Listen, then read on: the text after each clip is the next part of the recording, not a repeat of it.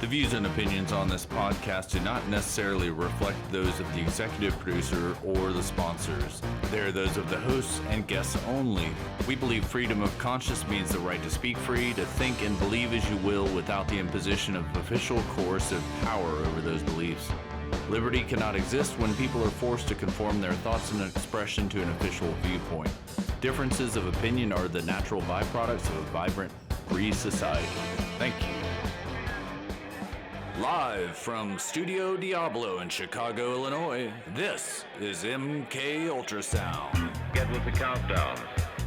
I speak jive. Forget it, man.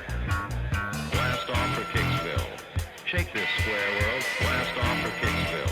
I speak jive. Forget it, man. Get with the countdown. I speak jive. Forget it, man. Alexander back. It must be Sunday. I'm with my co-pilot, as I am every week, Miss Tycoon. Hello, beautiful people. We're doing the FM radio voice version this week. Yes, we are. So, see how long this lasts. MK ULTRASOUND, Alexander from MK Ultra Magazine, Tycoon, formerly of Ministry, and many other bands. Beautiful thing, baby. Yeah, what a life, right? You're rock and roll full-time, I'm rock and roll part-time. We have a very, very wonderful special guest with us this evening. Well, it's morning or whatever it is you are. Emily Sifrit. Hey. Hello. She is a, Stitch Witch. Hippie weather girl. The hippy-dippy weather girl. Emily's a Stitch Witch. Yeah, I am. The Tell us doctor is in. Tell us what you do. Hey, you just said it. I mean, I sew everything. I'm a fashion designer. Mm-hmm. I live. Stitch Witch. I like that. Yeah, well, I started with Stitch Witch, but no, I feel like I need a sign that says the doctor is in or out. I'm going to put it on the front of my door. So we'll be talking a lot with her over the next hour or so. And you actually had an exciting evening. Yeah, absolutely. You sent me a picture at 1:03 a.m. I was really What surprised. kind of picture? Well, it was PG. No, I ran into, so one of the reasons that I know Alex is because my job, I'm in sewing and I'm fashion garment creation, but it's very closely paralleled to the music industry, and I do a lot of work for artists. And I met a girl last night who myself and a really good friend of mine who owns a venue down in Bradley, Illinois, feel like Alex would love this chick. She's lead singer of a garbage tribute band, and I want to dress her. I really do. So yeah. Well, took a if selfie all with goes her. well, we can have her play our afternoon there. We do The on Looney July Band. 20th. Right. Yeah. You missed the show we started about 15 minutes ago. We're going over things that we can and can't say, and there's only one word we can't say, and we can't say that, and nobody can say it, or else we're all going to jail, or at least Die. social media jail, or at least jail as far as never work in this city again. And we have a whole lot of fun stuff to talk about. It has to do with these things. Now, I want to say hi to this guy, Fred, out in Las Vegas, and I haven't told anybody about Hi, him. Fred. Hey, Fred. Do you remember Paul from Vegas who wrote those things I do. and wrote that letter? Right. Hi, Paul. And he's kind of a lefty, far left. He's a comedian, I think. He thinks he's funny. And I don't know. I always thought he was gay. I mean, he's hung out here. But he Right. comes out and he just might be a beta male Okay. and come off but he's like, closer to our age. Uh-huh. So I don't get that. But Fred is gay. Okay. Now, Fred is Yay. back in Happy in Pride the Day, 80s. too, by the way. We were both working at Bob Evans in St. Clairsville, Ohio, in Belmont County in the Ohio Valley.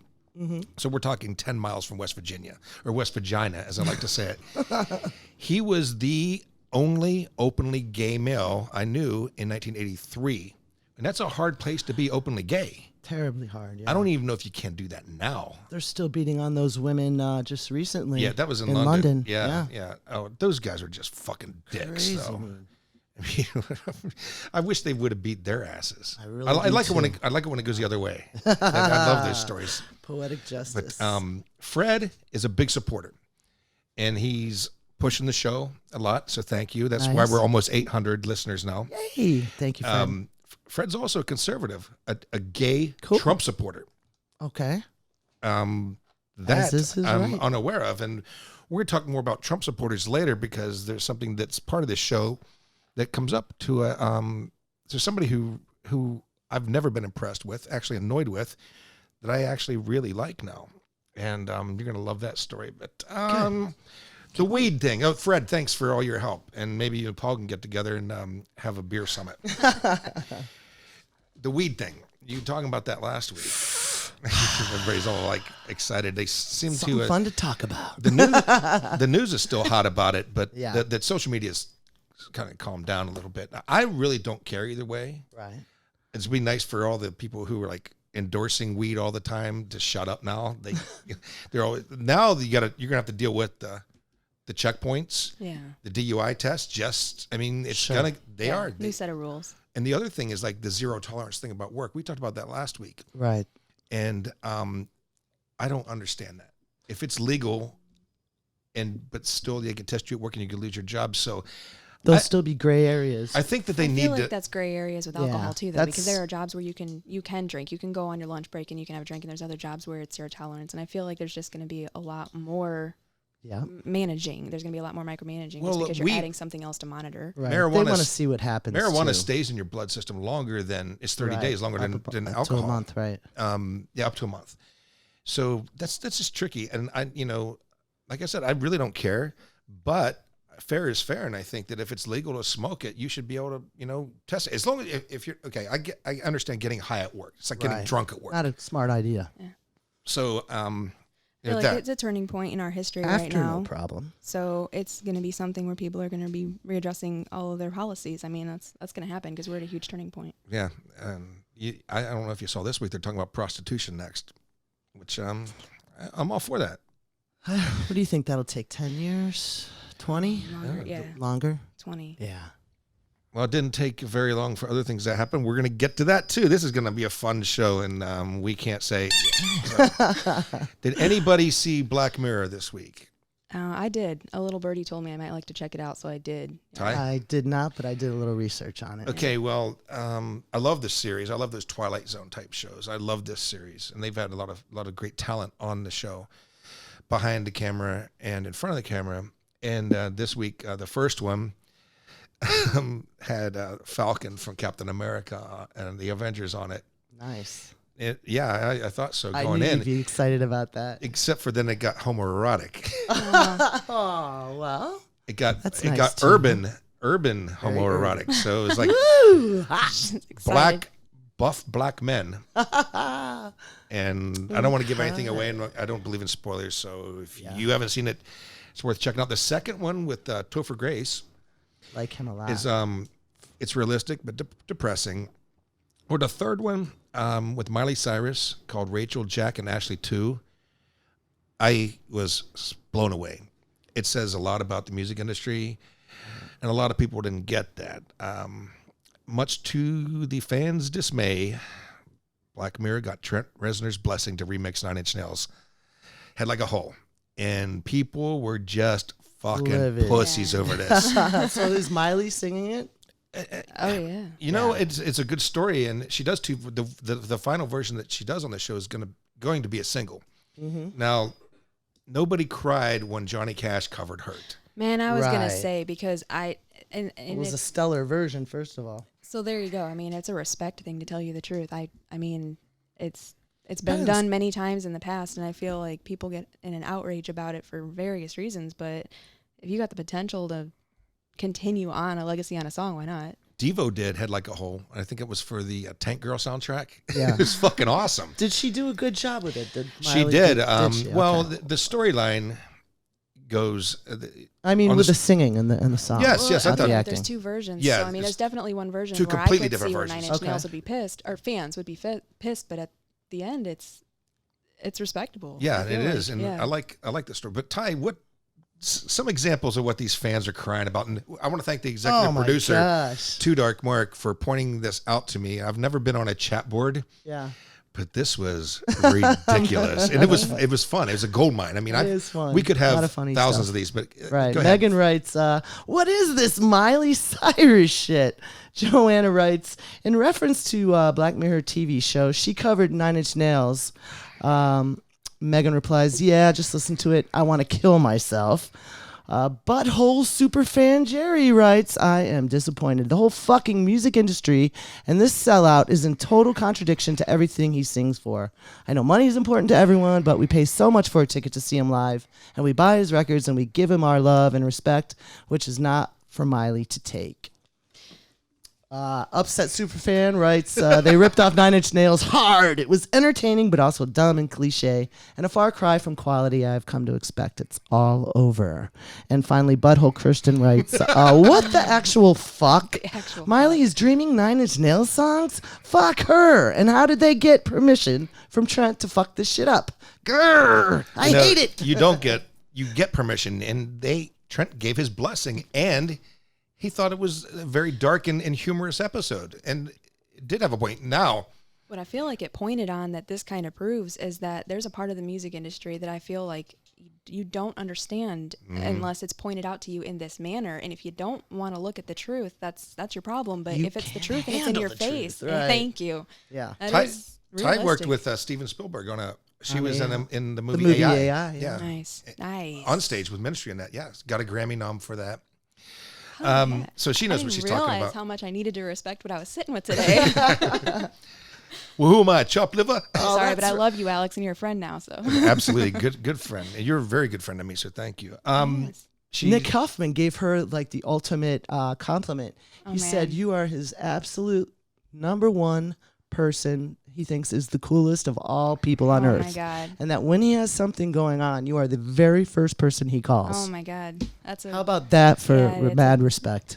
That's amazing. Nick Huffman's here. Nick Huffman is hey, this guy hey. is awesome. Trying to hide in the Love corner, this but guy he's here. already. I knew I'd love him. Nick is so funny. Is in town to work, and he and Emily are Yeah, working he on rode something up together. today. So he's here as an audience member. He is so trying to Such a hide, but great yeah, guy. Yeah. he is. I like him a lot. On the Black Mirror thing, I want to point out that now the media, the mainstream media doesn't get it. Salon.com headline was Rachel, Jack, and Ashley 2 as one of the worst episodes in a Black Mirror history. The episode as a whole has been criticized for going wildly off the rails without bringing any depth. IndieWire says this guy named Ben Travers, this is a mess. He writes in his C review of the episode, making it IndieWire's worst reviewed installment of season 5. This overly cutesy entry feels like the biggest punt of them all. Somewhere buried in this 67-minute episode is discussion about replacing pop stars with holograms and mining their memories for new marketable material. This whole thing is so cartoonish, it's impossible to take any aspect seriously. Now, this goes without saying. The mainstream is clueless. Absolutely. The internet media is That fires me clueless up. about the current state of the What really music goes industry. on. Ty, you were just talking last week about the holograms. Right. That's just a crazy way to bring things. No, this is real. This is really happening, and it does happen. And it's not- where Ronnie James Dio's band goes on stage with the ghost image of him, and people were paying top dollar to see this. Yeah. So now we don't even need real live entertainers. And this is what That's crazy. Well, Yeah, and when I think first about started that. watching this episode, I had watched when Black Mirror first came out, and I watched the first few, and I really liked some of them. Actually, no, it wasn't when it first came out. I started watching mid-season, thinking it was the beginning, and I liked a few of them, and then it was just so over the top with its metaphors, and I liked that part of it. Some of it was so deep and dark. Well, when I started watching this episode, I hadn't watched it in a while. And I thought to myself for like the first 20 minutes, it was watered down to me. I was like, what's the point? This is really kind of mundane and like normal. Right. And then it dove deep into these situations. And I realized like, this is just like the rest of them. So like them saying that this was the worst episode, it is. It's giving you a very deep metaphoric version of things, but it's so close to the reality. Yes, it is. And like I said, if We've all you worked in don't the want to music pay attention industry. to what's wait really to going see it. on. And everybody in this building on this Yeah. floor today is involved in the music industry in one aspect or another. And I was talking to Cassie earlier outside.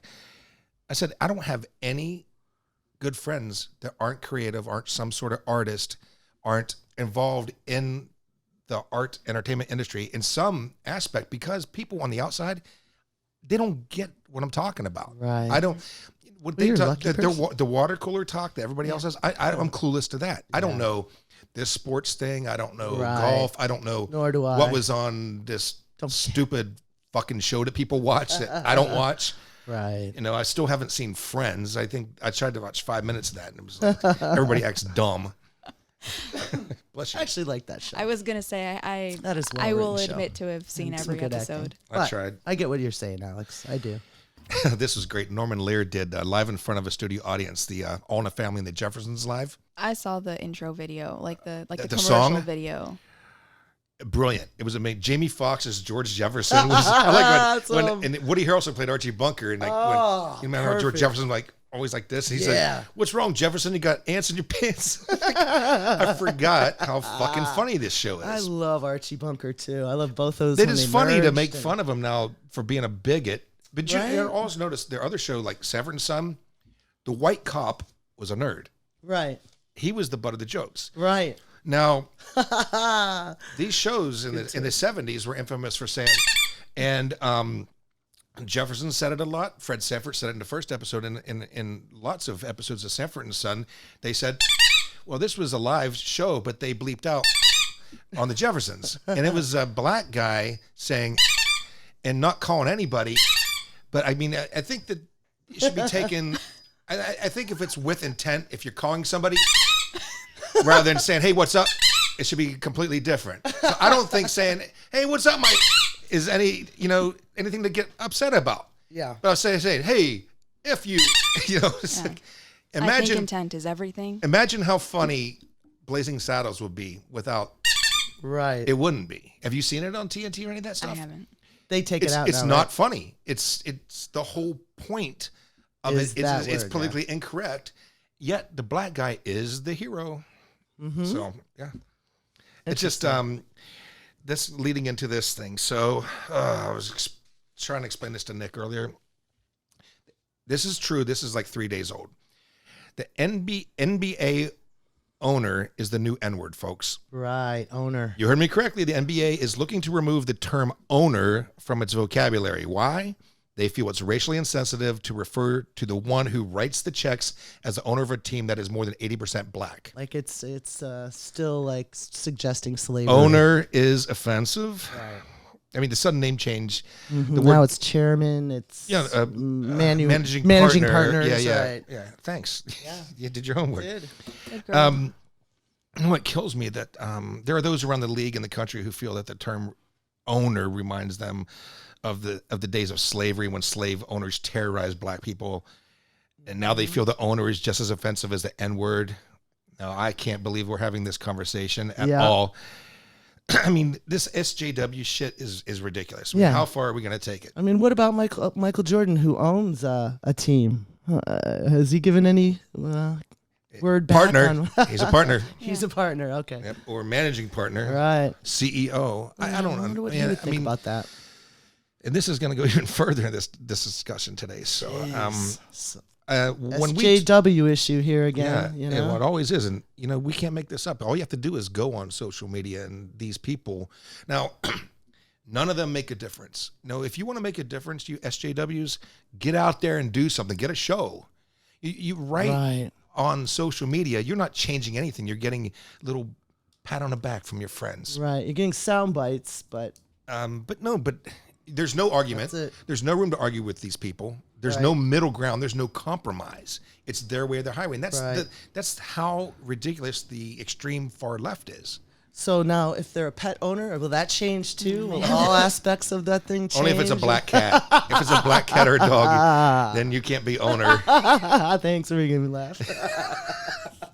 What if it's a Dalmatian? That's another gray area. Is that another word we can't say? So I was unaware of this next part. So our executive producer was kind enough to send me that the Orange County Airport, some writer out there says it's time to take the name John Wayne off the Orange County Airport. Yeah. Why? This is funny. Oh, this is a great Last week when we were talking about brown sugar, right? 48 years old. This article that John Wayne did in 1971 for Playboy. Yep. So somebody decided to dig up the past and dig up a dead person and make an example of them. Right. So as they like doing these days so often. I'll just read it from here. With the resurrection of a 1971 interview Wayne gave to Playboy magazine has underscored the sheer crudeness of the actor's feelings about gay people, black people, Native Americans, and young people and liberals 48 fucking years ago. Wayne's 1971 Playboy interview has been unearthed. Therefore, notably in 2016, when his daughter Aisha endorsed Donald Trump for president. There we go. Mm-hmm. It may as well resonate more today with the iconic representations tied to racism, such as statues of Confederate war heroes are being evicted from public spaces. Now, changing the name of an airport, a guy who's been dead for 3 decades. Yeah, I think it's more what he stood for, and they figure. But why? Why are climate, they digging? You know how far somebody has to dig to Playboy? Okay, Playboy magazine, 1971, to say, oh, he said this in 1971. Right.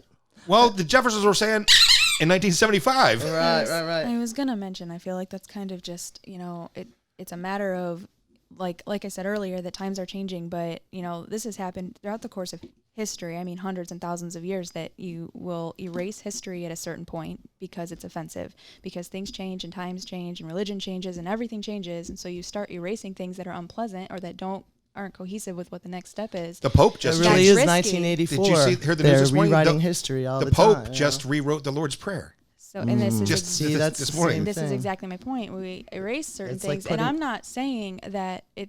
I guess I would rather the truth and being understanding why it was offensive and why we can't go forward, rather than erasing it, because I feel like erasing it, what we're going to end up doing, I fear what we're going to end up doing is we're going to spin back into another generation of segregation, and I don't like that. I feel like it's better to admit what it sucks. Well said. And then deal with how it can go into the future, dealing with the history. You know what I mean? Because I feel like I can handle the truth better than having it erased for my kids, because they won't know any different. Right. And then someone's going to tell them, we're like, what? They can't think about it. Then they can't think about both sides. Yeah. That reminded me, I went to college, University of Pittsburgh, and there was a statue of Stephen Foster.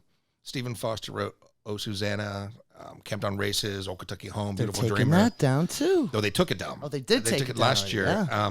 He's known as the father of American music, and I mean they They only took it down because there was a black man at his feet. I'll tell you exactly. With a banjo. Yeah, it was from a song about Ned, and basically the 118-year-old statue of the old Susanna songwriter was removed from Pittsburgh Park, and this was like in Shenley Park, and I walked by this statue every day going to class. It had it was considered demeaning because a slave was sitting at the feet plucking a banjo. That slave with no shoes on plucking a banjo was in a song, Uncle Ned, a fictional slave and the subject of the song by the same name. So you're going to love this. In that context, it makes sense. Well, You got to let me read this to you. yeah. It's the single most offensive display in the public art in Pittsburgh, hands down. Paradise Gray, a hip-hop activist, musician, writer, told the Pittsburgh Post-Gazette in August, it permanently depicts the black man at a white man's feet. Now, this song, 1848, is actually a subtle anti-slavery song. Anti-slavery. Yeah. But yet, this guy wants to start up shit and now take down another statue. Now, when's it going to stop? I'm going to tell you right now. Yesterday, I went to the alley. Remember, we talked last week. The alley opened back up, and I wanted to see some rings, and I wanted to get some new biker jewelry. Yes. And I went in this this young millennial, nice guy, super friendly, face covered in tattoos. So he's a good place for him to work. Is the alley. Right. And I asked to look at the rings, and I said, you only have one iron cross ring. Do you have any in my size? And he was measuring my fingers for me. Super, super fucking nice guy. He thought you were undercover right there. And probably. he said, we're not selling those anymore. And I said, why? He says, because of what they represent. And I said, oh, what the Union soldiers wore in the Civil War, fighting against slavery? He said, no, it's current interpretation or, and I said, oh, like the circle game. I mean, that was it. And it just, I want to say this to all you rock and rollers out there drinking PBR, crybabies. Are you going to take down the Lemmy statue at the Rainbow because he has an iron cross on his neck? I mean, seriously, the Cult, Motorhead. It's just so many bikers, so many rockers rock that particular look. Absolutely. Without and so now, meaning Danzig. I'm wearing my Danzig things. cross now. The goat's head skull on an iron cross. Right. So that's now. These millennials don't want us to have biker jewelry because the fucking Nazis wore. As a lot of they still use them as medals now. How come it was okay for like 50 years, but now it's not? And it just shows you the climate Well, change. it was like 40 some years ago, the Jeffersons could say, and now they bleep it out. Yeah, it keeps coming back to that. All right. I want to play a song so we can take a quick break here. And these guys I love. Nick Huffman has been kind enough to book them for me, not once on my birthday, but twice. I saw him. We drove down with Cassie. You were there, Emily. And I just love these guys, Electric Revolution. And we were going to play this song on the first episode, but our executive producer played the title track, which is Burn It Down. I'm going to play just about my favorite song off that record that's not having to do with sex. This is called God and the Devil on MK Ultrasound. Kick ass.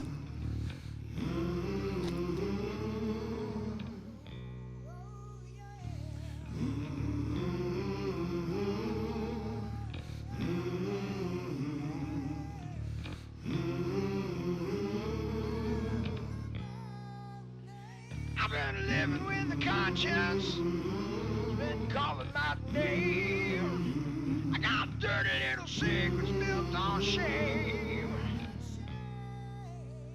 I know they gotta stay clear of you, my dear.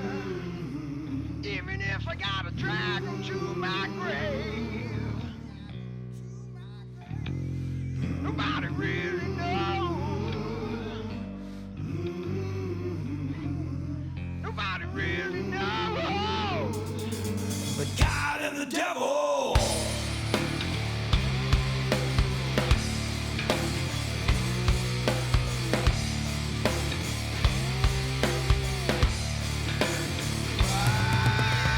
All these bones I hold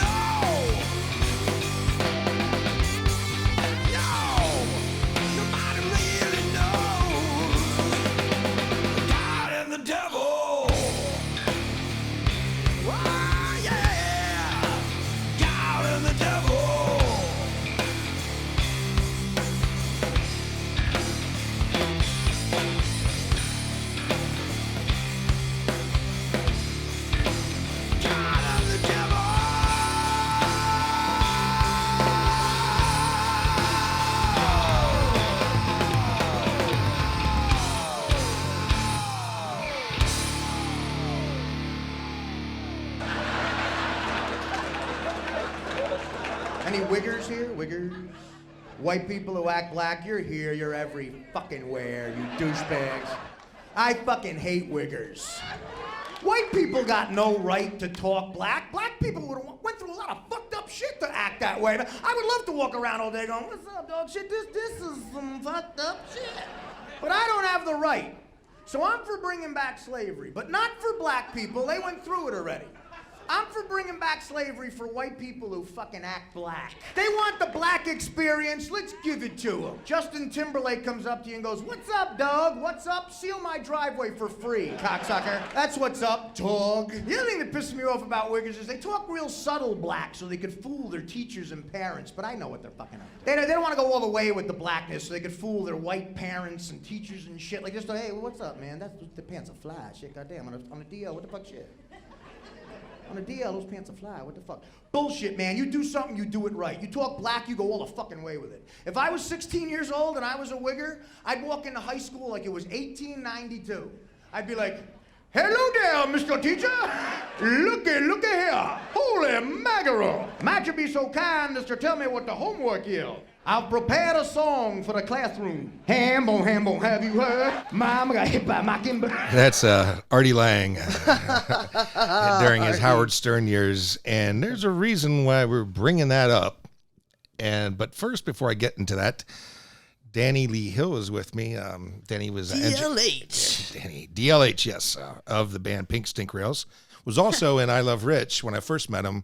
I Love Rich will be on the show on the 30th. Which is also the day of the gay parade. So I don't know if we should go to the gay parade and then have I Love Rich on, but I think we'll be toasty. So maybe we should have I Love Rich on and then go to the gay parade. Definitely. What do you think? Both. Sounds like a plan. Yeah. I think that's the way to do it, right? Fun. Because you go to the gay parade or the pride parade. It's Yeah, not you got just... to end there.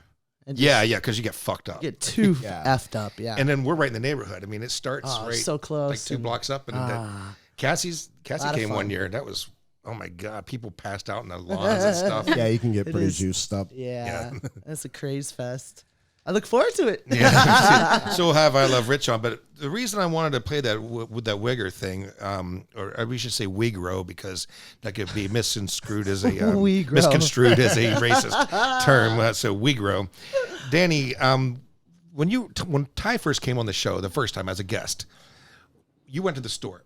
And Danny and I were standing on the back porch, and well, go ahead and see what happened. This person carrying a bagged bottle of booze was walking. He's shucking and jiving down the alley. Yeah. But he kind of walked like he had an attitude, you know. He was walking all cool, and he stopped, and he's standing there in the alley, and he's drinking a bottle of something. In a paper bag. Yeah, in a paper bag. And what's really funny is he keeps flashing gang signs like at an imaginary mirror or something like that. Yeah, I mean, he was giving us a show without knowing that we were watching him for three stores up. Yeah, I wish I had videotaped it, but it was so funny. Danny and, says. So he's doing this. And like 5 minutes, right? Yeah, and I'm like, this guy's got to be a little wasted. You know? A little. And I'm like, he's going to puke before the day's over. And I said, he's going to throw that bottle and break it. Yeah, right after. You said, yeah, and he'll probably throw that bottle and break it, right? So what does he do? Not even like 2 minutes later, he pukes. He puked right there. Yeah, he pukes. And then right after, for the grand finale, he dumps the bottle of booze and smashes it. And then he runs with his pants hanging down to his knees. Yeah. I'm talking like Lily White, this guy. A total doof. He was sagging. Oh, he was sagging. I thought too much. I thought it was funny that he was practicing his gang signs. I thought, he is he was- getting ready for like battle? Like you said it, like he was in front of a Warming up. mirror, but there was nothing but cars there. Maybe he's like an aspiring rap artist. He's like a I don't know. guitarist. He has to get his practice fingers his warmed moves. up. But Unvanilla Ice. Unreal. it was quite entertaining. I wish I had filmed it. But you know, once upon a time, these guys used to irritate the shit out of me, like imitating the black way of dress and stuff, because the black guys go about it, look kind of cool doing it, but a white guy looks just like a fucking tool. Well, you had like the whole Vanilla Ice thing that happened. Yeah, but he didn't. He wasn't sagging. He wore like the athletic stuff. Yeah. But I'm It's a talking about little the baggy different. clothes. But I you- feel what I like really- what we're really talking about is culture, and when you enter into any other type of culture than what you're used to, then there's a way to harmonize and blend, and then there's a way to just be an ass. You know what Well doesn't said make any again. sense though? Fucking hipsters. I'm sick of it. Sick Here of we all go. it. Sick of their facial hair, their bikes, their faux veganism. Most of all, Beardos. their pretentious and their mentality, annoying, pretentious, herd-like. I heard like No, hipster, don't be coming in here with your hairy faces, your vegan diets, your tiny feet, your sawdust bedding. your needy ways. Fucking, They're everywhere. I don't understand this skinny jean work shirt with a raccoon stapled to their face, rocking the lumbersexual look, being tired, uninsulated to suit any terrain. I mean,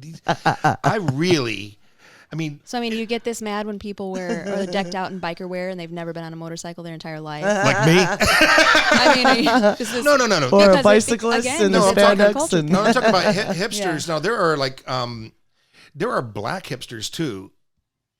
There are, but I don't like hipsters. They I probably don't. come I in don't. every nationality. The hipster is an urban creature, an urban invention. Our cities contain them as though they twirl around in their with their waxed mustaches, their facial toppery looking like Victorian sex offenders on skateboards. I can't. Wow. I can't handle the man But buns. here's I a- can't- oh, what was- I the can't man handle bun. that. Yeah. I want You to know say, what- don't you know you look like a doofus? you know what's even?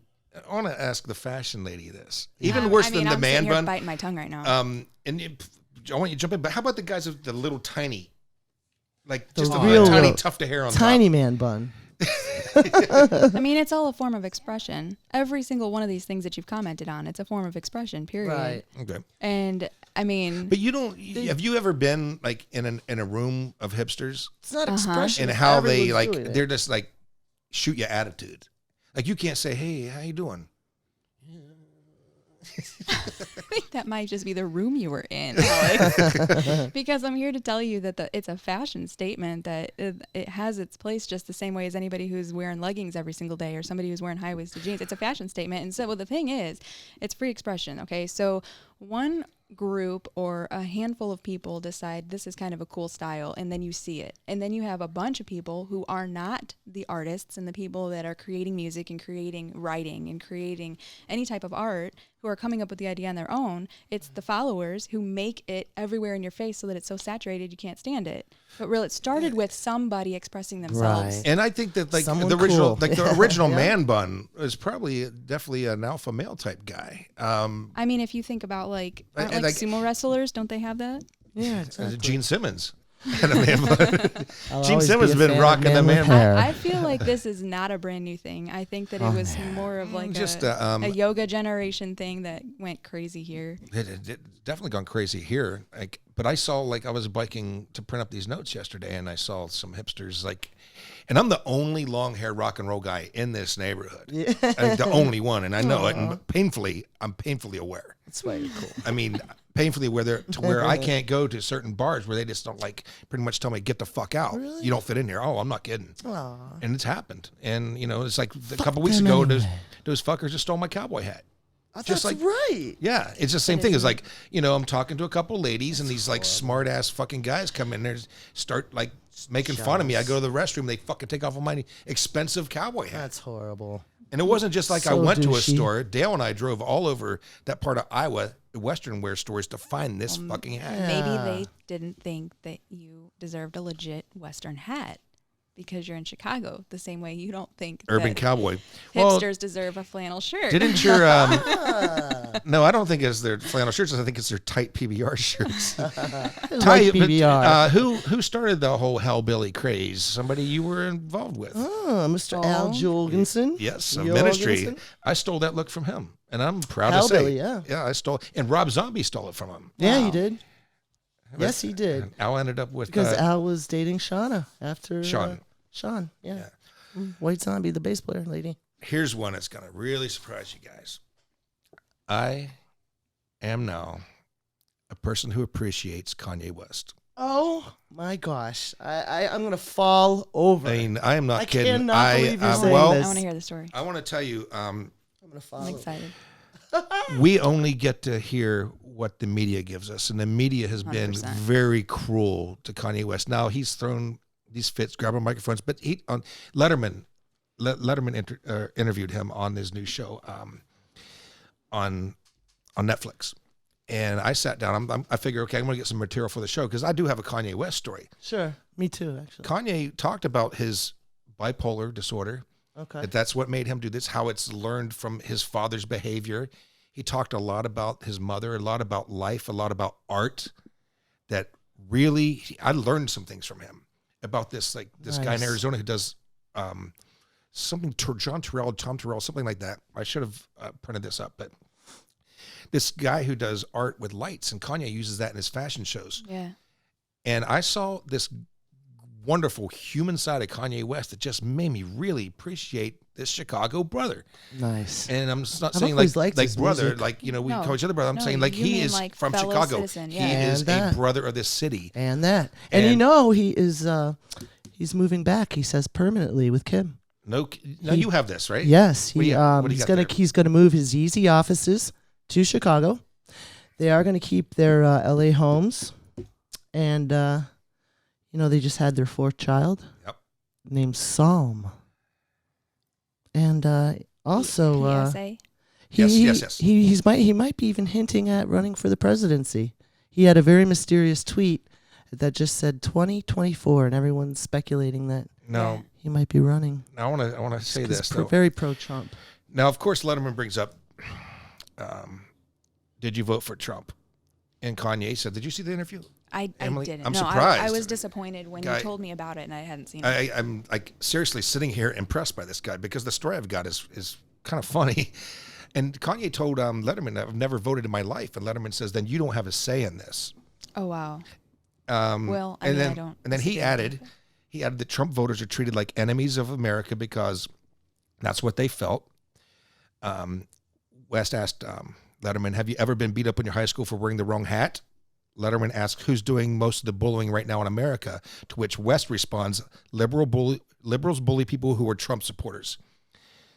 This is true. Wow. It's true. And they violently Unbelievable. attack. Have you seen the videos of somebody wearing a Trump hat and just get attacked and beat on? Yeah. And, you know, I know he's unpopular. And I watched this show, When They See Us, about those 5 kids that went down for that Central Park rape in 1989 and did time. Between 7 and 14 years, I believe, and were exonerated. And then they sued the state of New York for $41 million. The hell that they went through, these 5 kids, especially the one, Corey, I can't think of his last name right now, I'm sorry.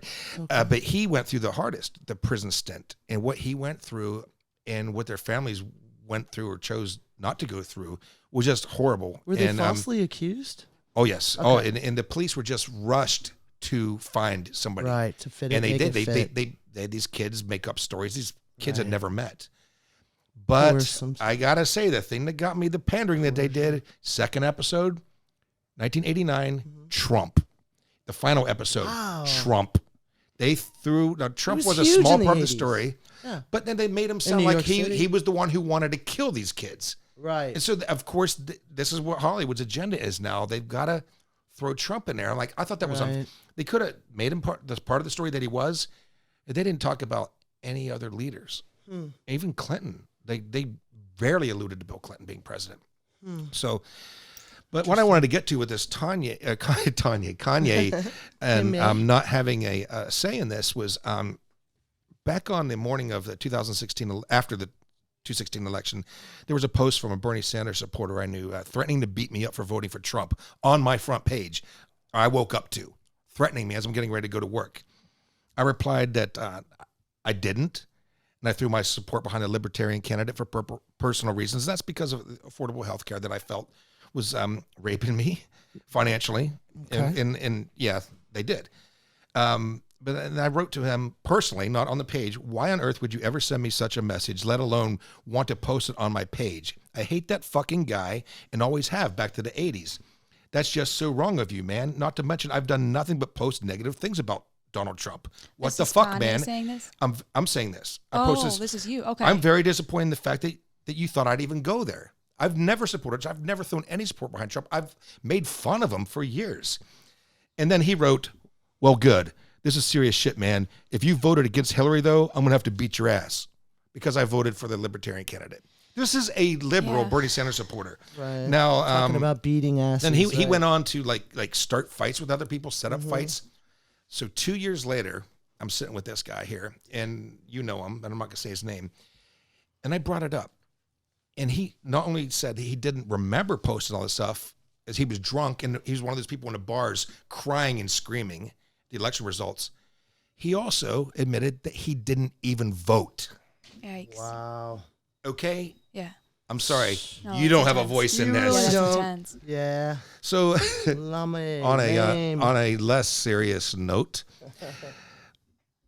10 years ago at the Porn on the 4th of July at the Crowbar, it was Let's lighten the mood. it was the 4th of July 2009.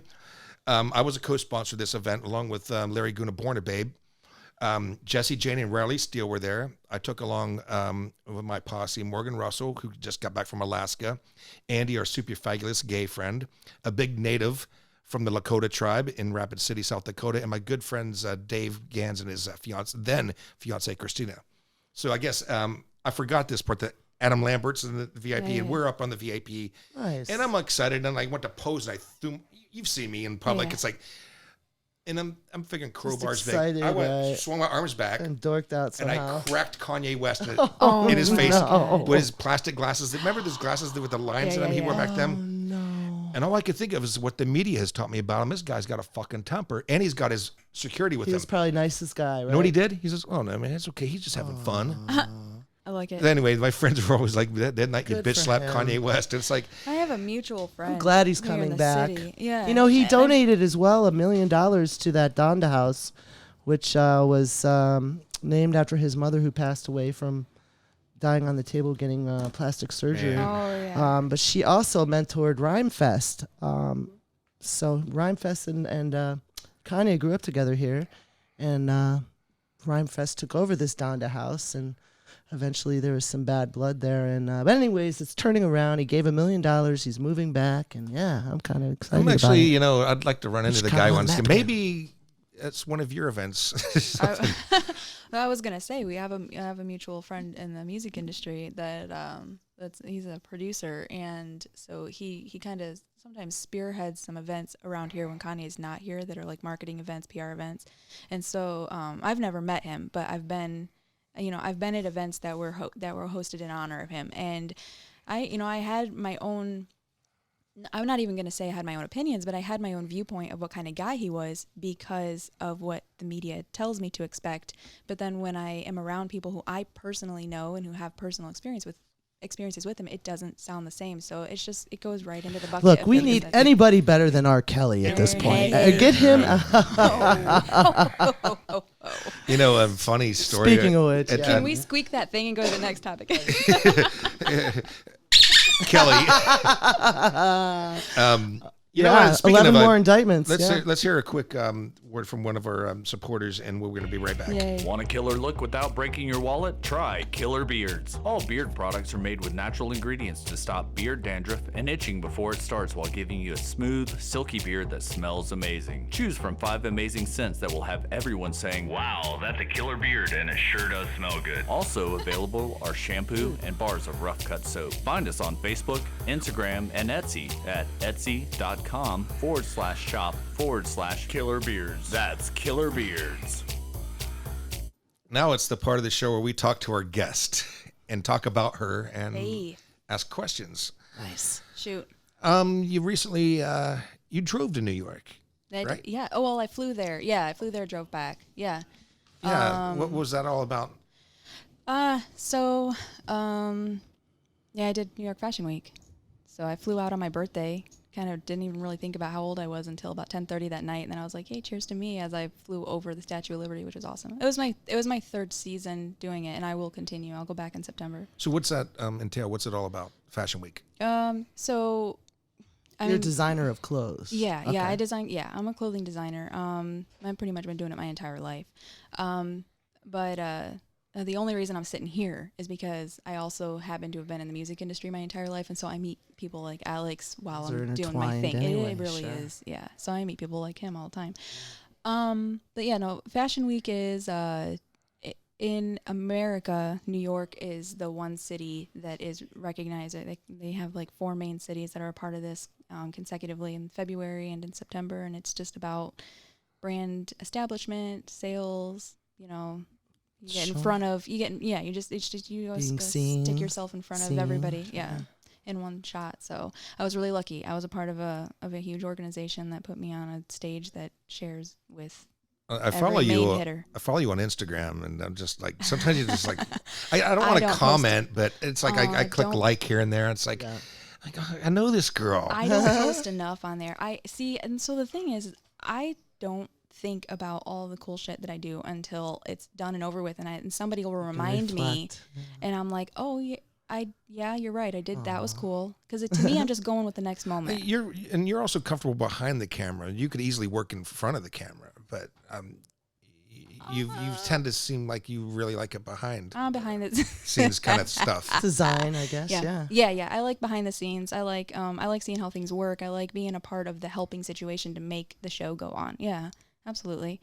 So no, it was a good thing. And then I'm not so much as far as like big retail, more like custom things. That's what I like to do. And they're able to host when when you're a part of that type of thing, they're able to host all aspects of the industry. So, my focus is one-on-one, but I can still, I can create a 16-piece collection and go show it. And then it's the people who are performers and artists, other artists who are looking to represent themselves. And the way I look at it is I'm putting what I happen to know how to do in a format to make the person who does, like the next person who's, whether they're a public speaker or they're a musician or they're an actress and they have a skill, I can make them feel their best that day so they can go do their thing by doing what I feel best doing. Beautiful. So and you don't just do one type, do you? You do a little everything. Yeah. You remember that MK Ultra biker vest I wore 2 shows ago? The leather vest. Yes. She did that. Oh my gosh. Yeah, that was her work. Leather work. Nice. She stitched that. That's great to know. I'm going to talk to you later. Well, I have a huge history in alterations. I mean, my grandma started teaching me to sew when I was 7, so I understand a fit of a body and I understand how to put something together. So that's a lucky thing. She's also a mother of 2. Wow. And super lady. Homeschooler. Yeah. I love cool. She homeschools. Well, so that's a lot of work. Well, my goodness. It would be more work for me to worry about them back at home while I'm gone than it is for me to have them to be able to have them with me, or so they can travel. And you can't call them out of school every week when you're going to some random city, and sometimes I've got 2 days notice, so if they're with me, then that's cool. That's a lot of work. Well, it works, it's great. They're not toddlers, so my parents like sent me off to like every Bible school there was, vacation Bible school, Sunday school, because that was babysitting for them. I was in Scouts, 4-H, I was on all that. Because it just time that my parents didn't have to deal with us boys. And, kind of sucked looking back on it. I mean, I'm glad I was involved in these things, but I went to to the Church of Latter-day Saints Bible schools. Then I would go to like the Baptist Bible camps. This explains to the Methodist so churches. And you rebelled. The churches were just like babysitters for us. And really, so that's impressive that you can do this with your kids. There's every once in a while, they don't realize how unique it is, but the moments come often enough where they're like, wow, we know we get to do this, or, they're really excited. They know they're special. They know they're driving through 8 states when someone else is in school, and they're kind of like that, Yeah. That's cool. And they don't know this. I can see it, that they're getting a different history lesson, and this isn't for everybody. And I absolutely say that it's not for everybody. And, and I totally support public school, and some of my best friends are teachers. But for us, this works. So that's why I'm glad I have the opportunity. You're a very well-spoken person, like incredibly. Do you do any writing at all? She's homeschooled also. She's what's funny? Well, I was only homeschooled for 3 of my high school years. And what's funny is that I was attempting to be an English teacher and or I can see it. writer. Yeah. And then I drug my feet. I mean, I like I said, I had a history of sewing, but I drug my feet on the fashion design career because I thought, well, this isn't going to be important enough. I need to do something really important. So I need to be a teacher, and I need to be like, and then it just, I just needed to follow my dream. A couple of years ago, you mentioned an author when I was talking about my double life. And I was like, whoa. I mentioned? Yes, right. in like an email or something or text, and I was like, okay, she reads, she knows literature, So yeah, Ty, I'm a nerd. Very I love cool. it. We're all nerds, except for Cassie. Cool too. Cassie's, is Good that not me, is it, combination. making that squeak? Who's doing that? Okay, I'm just making sure it's not me. Yeah, so that's. Tell us about this show you saw. Oh, did you only see one Hookers and Blow show? What's this now? Hookers Yeah, and Blow. something about fishing and sailboats, I think. Yeah, I've only seen a part of one so far. I'm headed to one tonight, actually. They're playing HVAC. Yep, they This is are. like, I'm excited about it. Old friend of mine usually plays drum for them, Johnny Kelly from Typo Negative, who also drums for Danzig. Well, see, this is a scaled down Yeah. show. So this is Alex Grossi. I'm really sorry that I'm not. Grossi. Okay, Grossi. Alex Grossi and Dizzy Reed. So I mean, funny story because I literally just said last night. Look, I've been around the music industry my whole life, so I've never really experienced like that star, that being starstruck. Yeah. Not because I'm blessed to have had my first VIP experience when I was like 13. But I was standing within arm's reach of Dizzy Reed, and I'm telling you that when I was 13 years old and in my 8th grade science class, I'm drawing in big bubble letters the lyrics and the titles to Guns N' Roses songs. And here I'm sitting next to the dude that played on these albums, and I was like, holy crap. Hall of Famer. Yeah. He's in the Rock and Roll And Hall of I'm Fame. within arm's reach of him at my friend's venue, so. Yeah. Is he straddling? Is that going over? Did you hear that feedback? Slightly. Yeah, there's something. I wonder what that might be. Something I might adjust the levels here. Let me check another sponsor, and we'll be right back. Now's your chance to catch Pig Face live November 15th in Cleveland, Ohio, all the way through November 30th in Chicago, Illinois. For tickets and other information, go to martinatkins.bigcartel.com. Hurry, tickets are selling out quick. Speaking of fashion and rock stars, and I would, quite a few rock stars stay in this house and have keys to this house.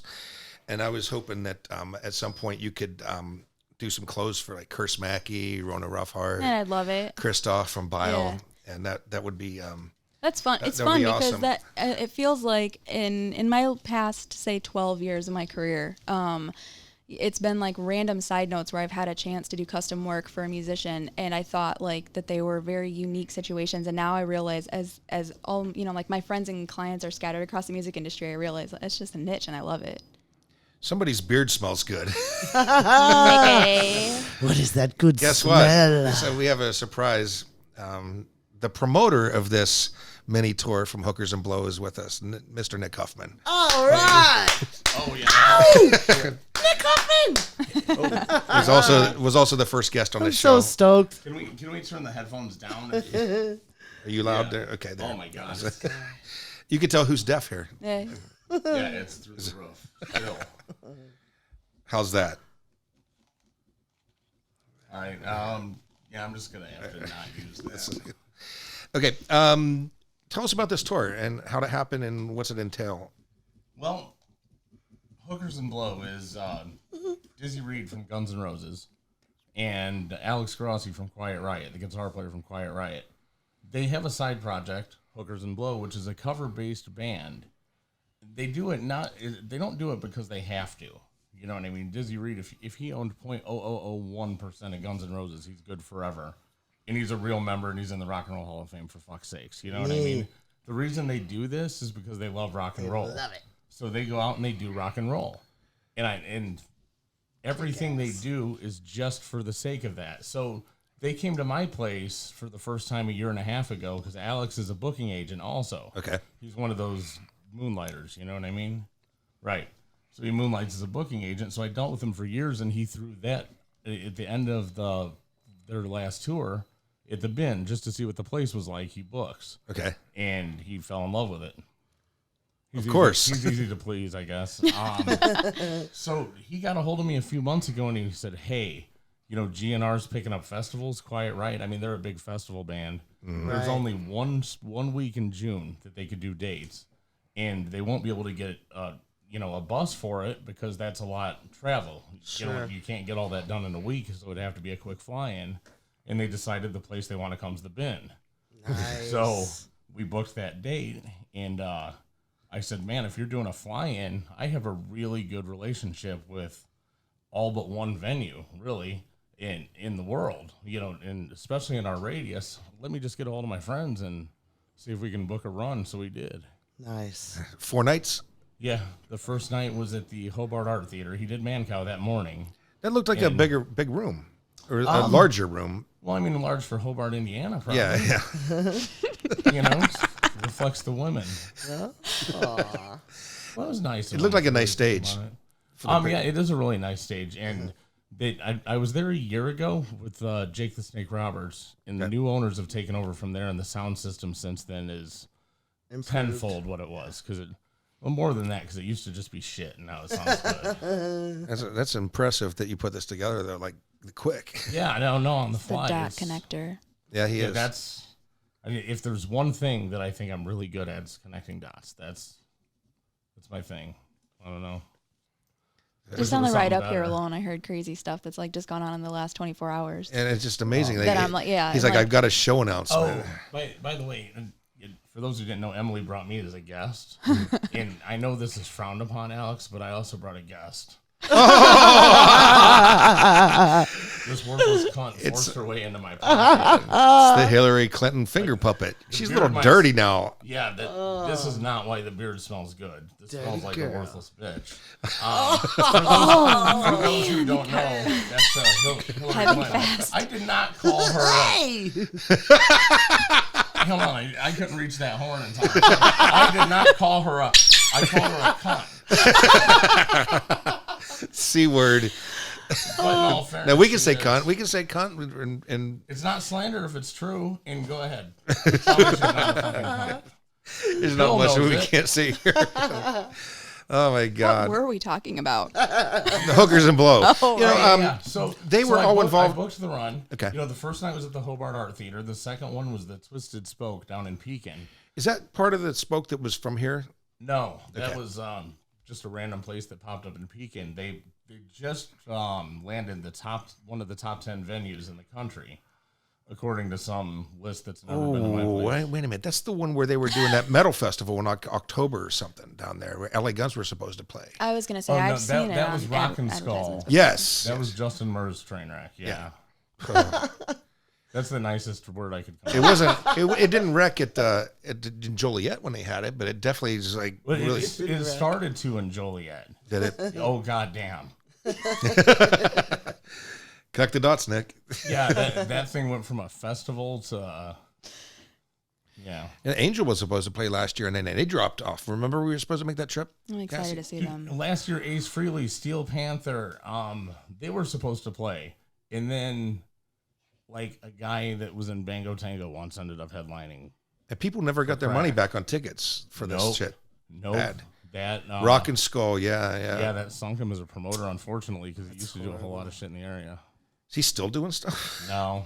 It's like I said, up until then, he had a good run. It's unfortunate, but it happened. Yeah, there's definitely an audience for that, especially in the outer regions of the cities. Because that's the core audience now, is in the burbs. Everybody grew up. I don't know the particulars of what happened. I just know it fell apart, obviously, and I hate to see that no matter what, because I always want to see live music work. Didn't the Hookers and Blow guys used to also work with that Happening Harry dude?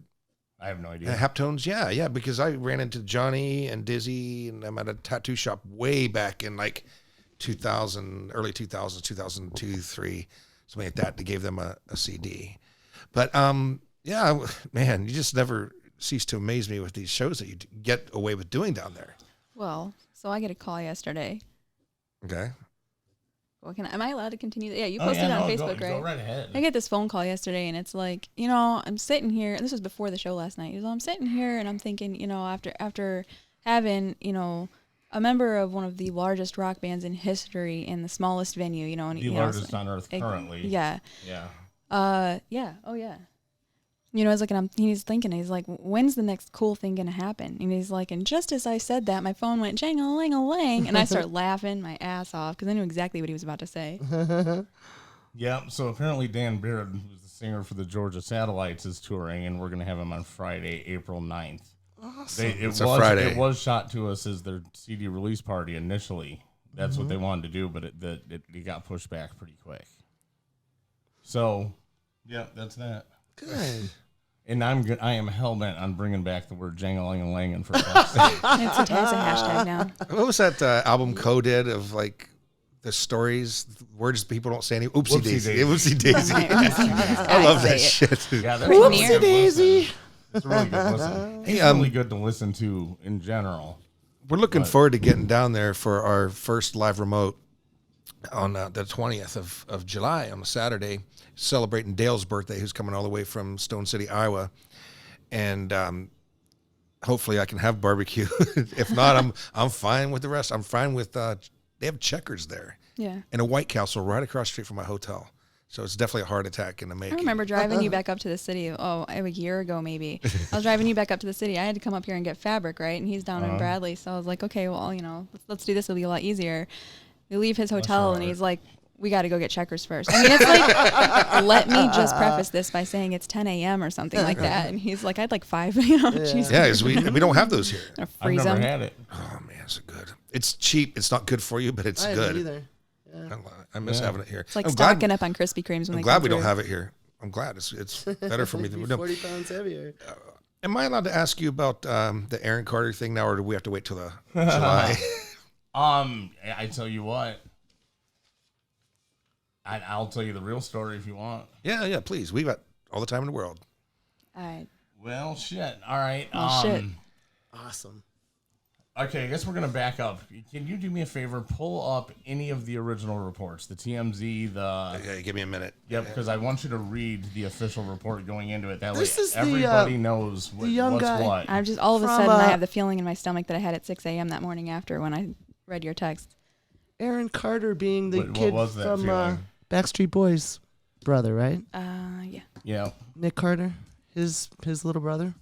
It made national news, and He's It the was one it who was the Michael second- Jackson. He said Michael Jackson gave him cocaine and alcohol at the Yeah, he age of fucked 15. him true? once, but it was cool or something. I don't know. I got confused on that whole, What- like, we had Okay. one inappropriate encounter, but it wasn't bad. I don't fucking I'm just know. going to go right to my least favorite website, my least favorite TV show in the world, TMZ. Perfect. Headline: Aaron Carter attacked on stage after alleged racial comment, with video. And it says, Aaron Carter was attacked by a fellow musician Friday night who apparently felt the singer made a racial slur against him.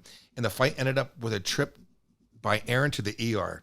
Carter was performing at the Looney Bin in Bradley, Illinois. The opening act, Ill State, had just wrapped, and a member of the band was goofing, grabbing people's cell phones and shooting video as Aaron tried to perform. As eyewitnesses tell TMZ, Aaron had security remove the guy. As he was getting dragged out, you hear Aaron say, "Bye, Felipe." A take on "Bye, Felicia." We're told that the guy who was Hispanic was taken out of the bar but came back and allegedly attacked Aaron, damaging his computer and a speaker in the process. A fight erupted. A bloody Aaron went to the hospital. And the cops are investigating. They don't call it the Looney Bin for nothing. Wow, that's huge. That's huge. TMZ, dude. That's small shit. It will get Now, bigger. That's I told this story unreal. one time to an author, Jim Writings, who wrote a Kankakee book, and some of the information is not correct in the published version. So I've never told anybody that it was there for them to look at. So this is going to be the first time that the real story's ever been This told. is a great 'Cause exclusive. It is Wow. not what you were just told. Thanks, Nick. Let's hear it. So before the show, his drummer, who also acts as his road manager, came up to me and said, "Hey, can we get a couple extra security guys up front?" And I laughed at him. I said, "Man, I got this." Because, yeah. We have thousands of shows. Sure. There's never been an issue I can't handle. Right. Okay, it's what it is. I can handle a fucking Aaron Carter show. And he said, Aaron's old lady's on the road and doesn't like so he doesn't like it when girls touch him because it probably makes his life fucking hell afterwards. Oh, he's straight? Sure. So did you like him in Miss Blue Eyes? Right. Like, I saw the picture. Yeah. right. So I roll my eyes and I go, I'm not going to get security guys on an hour's notice, but if you want, I can get a couple of the openers to throw Looney Bin shirts on and just stand there. It's not like it's a fucking biker crowd. Right. And then he kind of gives me those knucks like, cool. Like, we're on the same page. Gotcha. Now, this is the part where I fucked up. I asked Tommy Solis to do it. The reason he's the first person who walked up to me, and I just wanted this problem gone so I can go about my Off show your day, which plate. is stressful enough already. Now, asking him to be in charge of something like that's kind of like asking me to be in charge of something like that. It was just a bad fucking decision on my end. That one's on me. So he's in the front, screwing around, taking selfies with girls, just being himself. I can't even be mad about it. He's just being himself. Right. Aaron looks at me and says, get him out of here, because he was interfering with the show. So I looked at him and motioned for him to come towards me, and then I grabbed him physically and shoved him towards the back door, and I'm screaming and, over-exaggerating the motions. Right. But what I'm actually saying to him is, hey, I don't care if you go around the front, or I don't care if you come back, just come through the front door and hang around and back. Appreciate you, bro. Right. Now, on the way out the door, he yells, suck a dick, faggot. To you or to Aaron Carter? To which, now this has never been reported prior. To which Aaron quickly and swiftly and fucking beautifully responds, bye, Felipe, because he's Mexican. It was a great comeback. I don't think it's offensive at all. No, it's not. When he said that, I went, how did he say it? Aaron Bye, Felipe. Or was it? Shit, I was impressed. He was just like, bye, Felipe. Okay, so 5 minutes go by. Oh, Lord. 5 whole minutes go by. The other Hispanic fellow in the band, Hayes, comes in and pushes him. Well, while he's on stage. Now, I get on stage, got to get him out of there, and that's when the chaos that you see on TMZ happens. And then Aaron and I kind of have that look, and I look at him, I'm like, I'm on your side, man. It's cool. And he has that look like, thank fucking God. And because that wasn't cool what happened to him. He didn't do a goddamn thing wrong. I can't make that any more clear. He did nothing wrong. Right. Okay, he's a victim here. That's a real thing. It's a tile. It's a real thing. The police come. They do their investigation. Now, although he did not have that coming, he was also not injured. Not in the slightest. In the video, which I have a private link to, I can happily give you the link to. You can accompany to this. Awesome. You could see him bounce back up like fighting, like a spring. It's impressive how quick he got back up. Why? Because he wasn't fucking injured.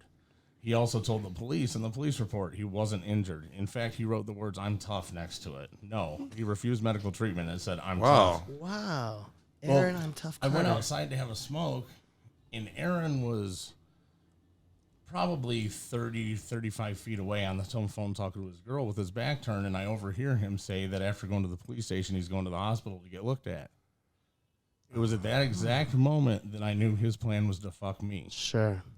Well, what I also know is in Kankakee County, if you go to Riverside or St. Mary's emergency rooms in the middle of the night on a Friday night, you're not going to get out of there until the middle of the day on the next day. Accurate. So I had that long to make him a fucking racist before he got out of the hospital. If he was going to fuck me, I had to do it to him first. So I'm the one who got a hold of TMZ and put the videos together. I went through the Facebook page. I clicked on everybody who said it was attending. I pieced together the live videos, omitting the part where Tommy said that. Brilliant. Said it myself. You're insane. Because if he's going to fuck me, guess what? Yeah. Fuck you. Fuck, you are mad genius. Woo! Wow. Contact us at podcast@mkultramagazine.com. That was exclusive. Wow, that's a fucking show, huh? YouTube this week. Everybody's going to be on YouTube. It's going to be fun. Yes, Nick? Yeah, so I've always wondered, though, how those guys have sat there the whole time going, how the fuck did not one person catch him yell, suck a dick faggot? Like, how did we get away with that? They played victims in the whole deal. We never discussed it. I sit there watching them play victims going, motherfuckers. Oh, man. Like the craziest stuff happens down there. You're like so far away from everything. Here's the thing, though. We have a perfect system down there. As long as you come in there and don't fuck around, things are going to go really, really, really well. Yeah. And everybody's going to have a good time, but don't go in there and upset a good balance. What's up with the hospital? Is there a lot of shit? Hold on a second. Hillary said she sent you an email. Great. Okay. I love it. What's with the hospital down there? What is there a lot of like ODs or a lot of sick fights? Because I know here we get a lot of ODs on weekends, especially. I mean, that happens down there, but I think that's more of a current epidemic, and the hospital's been taking forever to get people through emergency for a while. So It's like Cook County here. Goodness. I am gonna say though, I mean, it's So the follow through story though, does Aaron Carter go? Did you hear from him after that? He actually sent me a text afterwards thanking me for being so good throughout the process, which I was. Wow. The only reason that happened was because I heard his end game, not with me. So he played it up. That's a really fucked up story. Well, Yeah, but it shouldn't have happened to him. Right. Right. And then again, this wouldn't have happened to him if he had just acted right.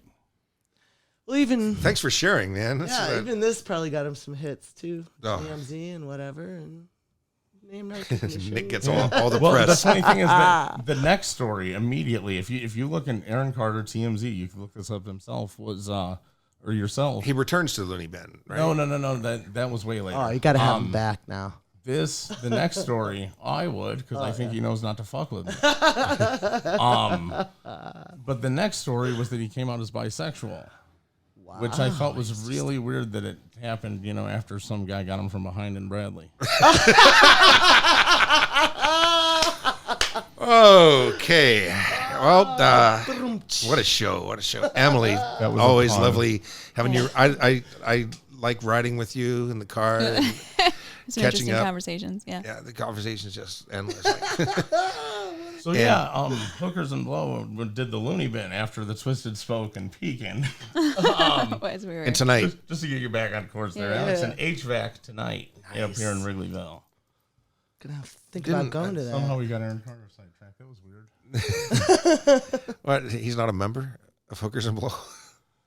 No. Trailers and meth. Maybe.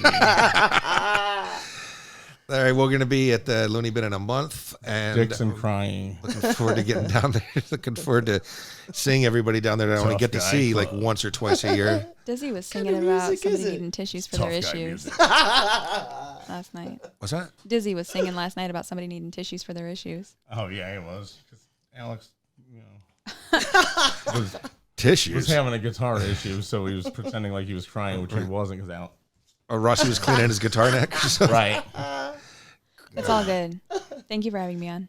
it's great having you on, and I'm glad we shifted the focus of the show a little bit. Some people are, and because of my history, think I'm just nothing but rock and roll and porno. But no, there's a lot more in this world than We that. talked about Digging Deep. legalizing Which, by the way, that's Robert hookers. Plant's coming out with a new podcast. called Yes, Digging yes, I saw Deep. that. Yeah. David Lee Roth has one. It's just him making faces in a mirror for an hour. This is for Greta real. Van Fleet I probably bet people will. would watch that. All right. Well, we'll be back next week. I hope everybody joins us then. Please send us your emails to podcast at mkultramagazine.com. Mark, Too Dark Mark is in Europe right now for 2 weeks. He'll be back after we do our Looney Bin bit. And also there's, we'll be out of town for Cheap Trick next weekend. And you will be recording an album, from what I understand. And then we'll be back with I Love Rich on the 30th and looking to get Cassie's friend, the fashion designer, to do the show on the 23rd. But other than that, Too Dark has done a music show on our podcast that you can see called 10 from Texas. He's doing another one on Louisiana songs about the devil or something like that. And then I'm going to have him do a dope show for me, songs about drugs. Nice. So until next time, this is Alexander and Tycoon. and we'll talk at you next week. Looking forward to hearing from you. You've been listening to the MK Ultrasound podcast with your hosts, Alexander and Tycoon from Chicago, Illinois. I'm Too Dark from Baton Rouge, Louisiana. Thank you for listening. Join us next week for yet another episode of the MK Ultrasound podcast.